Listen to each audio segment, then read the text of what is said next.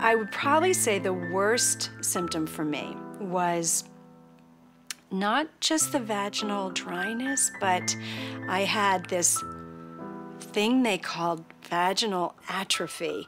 And when I heard my doctor say that, it was really horrifying to me. I think my feet flew out of the stirrups and I wanted to just kind of jump off the table and say, what is happening to me? What's wrong with my body? And please help me fix this.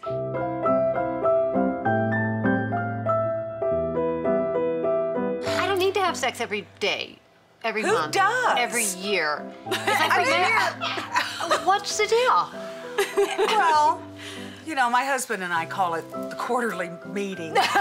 So, you know, is it time for our quarterly meeting? I go, I don't know. I don't remember. Like, didn't we just do this 3 months ago? Yeah. Yeah. It's like you sex fiend. You need it every month. So we're talking about the changes in the bladder and the vagina with menopause, libido, interest in sex. Yeah, we know that. And one of the things I want to emphasize is that everybody's really different. You will see people who say, oh yes, I don't have libido. And you'll see other people say, no, that hasn't changed for me. Urine usually symptoms a man or that not. says that. Yeah, Instead of a no, woman. sometimes it's a woman. Okay.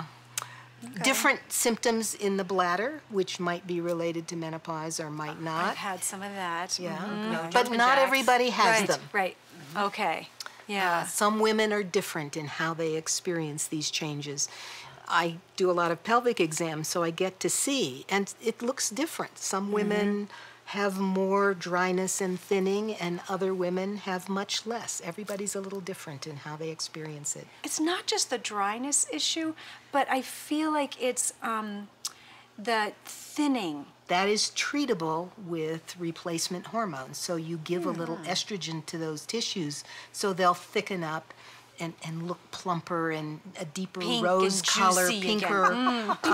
It's actually a really treatable thing. And if it's got to the point of that thinning, then that might be the right treatment, is actually estrogen hormone.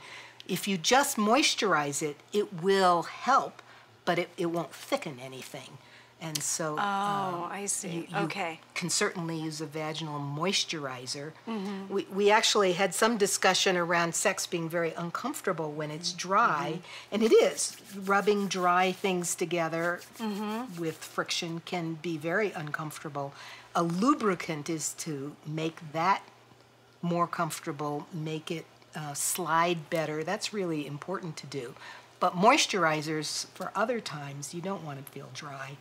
And estrogen might really make a difference. And actually, you can see a difference. If I do an exam on somebody that I've treated, they actually will look different. It's sometimes hard to talk about things that are related to sex or sexual organs, to crotches. But why is that hard, and why is it important to go ahead and find a way to talk about it? Well, what do you think? Well, so much of it's ties into us feeling like women. It's like, if I don't like sex anymore, maybe I'm not that much of a woman anymore. Maybe I'm turning, into this non-sexual entity. And that makes me feel really bad. So that's really important to be able to share, even though it's a little awkward. Yeah. I want to like sex. Yeah.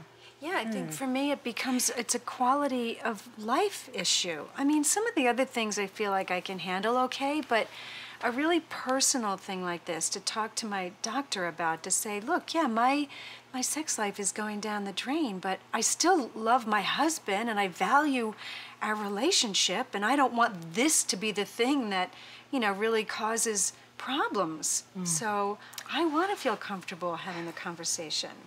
Well, I'm with you. Right? Yeah.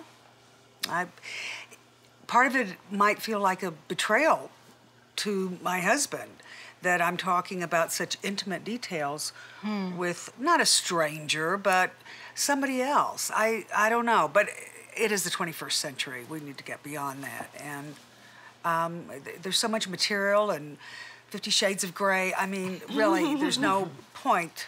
So I think what I'm hearing is it's really important because it can be a very deeply necessary part of life and relationships. Oh, very important. And sometimes being able to overcome fears about talking about it will lead to some solutions. Even just being heard about it is a first step towards healing, I think. Well, And there are treatments, there are things that could help symptoms and help you feel better. because it is a part of intimacy, and I think it's important to keep that going with your husband. It's intimacy. And I think it's also opening up the conversation about the body-mind connection, which is kind of a new thing. I don't know about you gals, but for me, to have that kind of conversation with my doctor about the body-mind connection, it's like a whole new territory. So I want to get comfortable doing that. Well, let's keep bringing it up because it's really important. They are connected. It is. It is. I agree. Everybody talks about hot flashes when you talk about being menopausal. Nobody talks about when things start like drying up in what I've renamed my GG. I've named it the Sahara Desert for obvious reasons, really obvious reasons. It's kind of hard to go to the doctor and tell them that there's not a whole lot of flow or movement down there, but the Sahara Desert's not a good place to live.